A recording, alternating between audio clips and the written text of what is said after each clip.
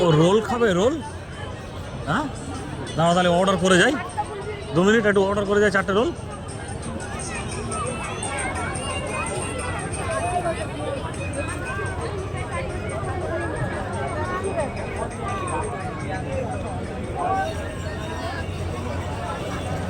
এই রোল হবে?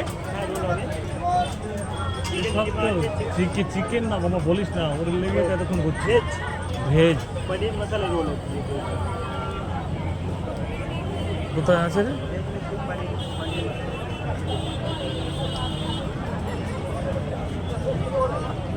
পনির মশালা রোল শুনে নিয়ে